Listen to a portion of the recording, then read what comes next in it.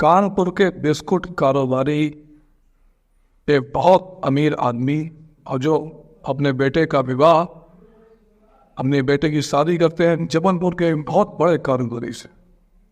इस कहानी में एक मर्डर है, प्यार है, गुस्सा है और नौटंकी है। ये सब कुछ आपको इस कहानी में मिलेगा। आइए कहानी को शुरू करते हैं। ये कहानी है कानपुर के बहुत बड़े बिस्कुट कारोबारी श्यामा दासानी की, जिनका बेटा है पीयूष दासानी। कहानी शुरू होती है 2014 में। पीयूष एक दिन अपनी पत्नी के साथ वरांडा होटल जाता है। वरांडा होटल जाने के बाद डिनर करता है। डिनर बढ़िया से चल रहा है, लेकिन डिनर के समय तक उससे कोई बातचीत नहीं होती है। कारण कोई भी हो सकता है, पति पत्नी में कोई अनबन हो सकती है, कुछ भी, लेकिन उन दोनों में कोई बातचीत नहीं होती है। उसके बाद वो दोनों अपनी कार से निकलते हैं और कुछ ही दूर हाईवे में चलने के बाद अचानक गाड़ी रुक जाती है और पीछे से 2-3 बाइक सवार आते हैं और ज्योति दासानी जो उसकी पत्नी है उसको और कार को लेकर चले जाते हैं। यहाँ पे पीयूष भड़ता रहता है, रोता है, गिड़गिड़ाता है, मेरी पत्नी को छोड़ दो, मेरी पत्नी को छोड़ दो, लेकिन उसको उन लोगों ने नहीं छोड़ा और कार और को लेकर चले गए। उसके बाद ये कहानी आगे बढ़ती है। पीयूष पुलिस के पास जाता है एक राहगीर की मदद से। उसके बाद पुलिस आती है, पुलिस छानबीन करती है। छानबीन करने के बाद ये पता चलता है कि एक होंडा के अकॉर्ड कार सुनसान जगह पर क्षतिग्रस्त हालत में मिली है और उसमें एक महिला की लाश है। पीयूष और फूट कर रोने लगता है, और ज़्यादा फूट कर रोने लगता है। पुलिस और पब्लिक की संवेदना पीयूष के साथ होती है, और हो भी क्यों ना, क्योंकि किसी की पत्नी मर गई है तो पति का स्वाभाविक है कि उसका इतना रोना, गाना, गड़गड़ाना। रो कर पीयूष पूरा हाल सुनाता है पुलिस को कि मैं इससे था, मैं कार से गया और रास्ते में गुंडों ने घेर लिया और मुझे मार मार के बाहर निकाल दिया और मेरी पत्नी और कार को लेकर चले। उसके बाद पुलिस की छानबीन आगे होती है। ज्योति दासानी की लाश को लेकर पुलिस पोस्टमार्टम के लिए जाती है, तो वहाँ पर यह पता चलता है कि इसकी हत्या अभी अभी कुछ घंटों पहले ही हुई है। फिर जांच आगे बढ़ती है और पुलिस को अभी तक कोई सच नहीं हुई ज़्यादा। पुलिस भी परेशान थी, आखिर ये शायद फिरौती का मामला हो सकता है या फिर पैसे का मामला हो सकता है, किसी को कुछ पता नहीं था। फिर जब ये कहानी आगे बढ़ती है तो अचानक पुलिस के एक स्टाफ की नज़र पड़ती है पीयूष की टी शर्ट के ऊपर। पीयूष की वो टी शर्ट जिसने पीयूष और ज्योति दासानी की कहानी को आगे बढ़ाया। पीयूष जो टी शर्ट पहनकर रिपोर्ट लिखवाने आए थे और पोस्टमार्टम करने के बाद जब पुलिस ने दोबारा बुलाया तो पीयूष दूसरी टी शर्ट पहनकर आए थे। तो स्टाफ की नज़र उस पीयूष की उस टी शर्ट पर जाती है तो वो अपने सर से बोलता है कि सर देखिए, ये जो आदमी है जिसकी पत्नी अभी मरी है और ये अचानक टी शर्ट बदल कर जो भी इतना रो रहा, गिड़गिड़ा रहा था, इसने अपनी टी शर्ट बदल कर आया है।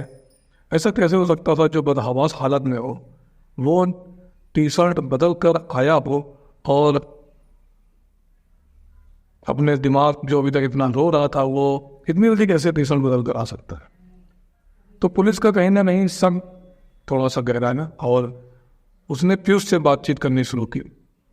जब पीयूष से बातचीत करनी शुरू की तो पीयूष वही बोल रहा था जो पहले बोल रहा था, वही पीयूष ने बाद में भी बोला। लेकिन फिर इसके बाद फिर पीयूष के मोबाइल की कॉल डिटेल चेक की गई। जब पीयूष के मोबाइल की कॉल डिटेल चेक की गई तो उसमें 5500 कॉल एक नंबर पे की गई थी और 2200 मैसेज एक नंबर पे किए गए थे। तो पुलिस को ये बात सामान्य नहीं लगी और ये दोनों चैट निकाल कर सामने रखी और उस पर जाँच की।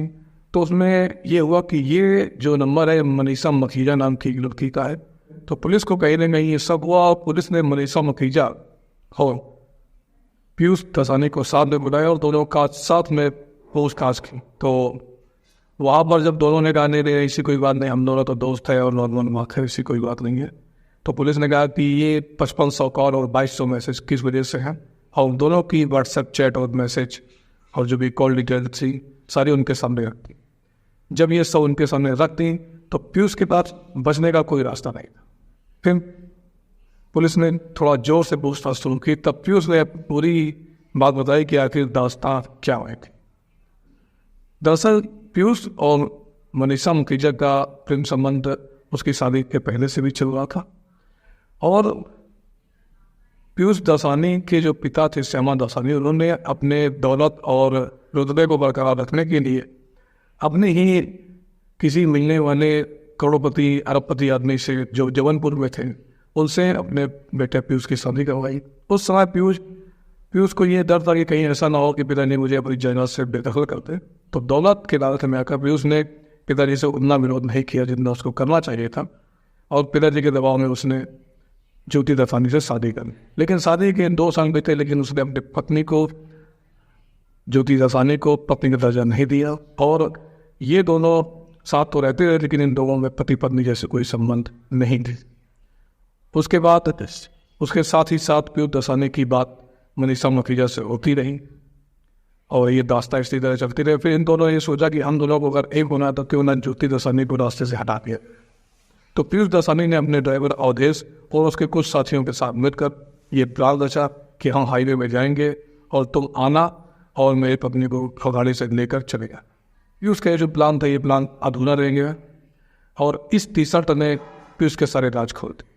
पीयूष ने सारी बात बताई कि मैंने इसे क्यों मारा और किन किन साथियों के साथ मिला, क्योंकि साथियों के साथ मारा। इन दोनों को फिर गिरफ्तार कर लिया गया, मनीषा मुखीजा को भी और उन 4 आरोपियों को भी और पीयूष दसानी को भी ज्योति हत्याकांड के साजिश रचने में गिरफ्तार कर लिया गया और इनको उम्र कैद की सजा हो गई। अब ये जितने 7-8 लोग हैं सारे जेल में हैं, 2014 से लेकर अभी तक जेल में हैं। इनको उम्र कैद की सजा हुई है सभी लोगों को। अब आप ये देखिए कि एक तरफ जो पिताजी लोग होते हैं वो अपने बच्चों के ऊपर दबाव बनाते हैं कि तुम यहाँ शादी करो वहाँ शादी करो, क्या ये सही है? अगर वो बोल रहा था कि मेरी शादी वहाँ पर कराओ, तो अगर पीयूष दसानी के पिताजी श्यामा दसानी अगर उसकी बात मान लेते तो इतना बड़ा हत्याकांड ना होता और ज्योति दसानी भी जिंदा रहती और पीयूष के जो पिता है श्यामा दसानी वो भी सुख चैन से अपनी ज़िंदगी काटते। इसमें कितनी ज़िंदगियाँ बर्बाद हुई? टोटल 7 से 8 लोगों की। ज्योति दसानी की ज़िंदगी ख़त्म, पीयूष की ज़िंदगी ख़त्म, मनीषा मुखीजा उनको भी उम्र कैद हो गई, उनकी भी ज़िंदगी ख़त्म, और 4-5 अपराधी जो साथ में थे ड्राइवर वगैरह उनकी भी ज़िंदगी ख़त्म। इसलिए हमारे समाज को ये सोचना चाहिए और ये जानना चाहिए कि अगर कोई बच्चा है, बेटा है, बेटे अगर किसी से शादी करने के लिए या कुछ भी एक बात ऐसी है, अगर बहुत जोर विरोध कर रहे हैं तो उनकी बात मानकर अपने दौलत और रुतबे को किनारे करके शादी वहाँ पर करनी चाहिए जहाँ पर उनके बच्चे जहाँ पर बोल रहे हैं, ना कि वहाँ पर जहाँ पर उनके पद और प्रतिष्ठा का होता है। दोस्तों, आपकी इस बारे में क्या राय है? अपनी राय कमेंट बॉक्स में दे सकते हैं। इस पूरे कांड में आपकी क्या राय है? आपको क्या लगता है कि कौन सही है कौन गलत? अगर आप लोग चैनल में नए हैं तो सब्सक्राइब करें, अगर पुराने हैं तो लाइक और शेयर करें। धन्यवाद।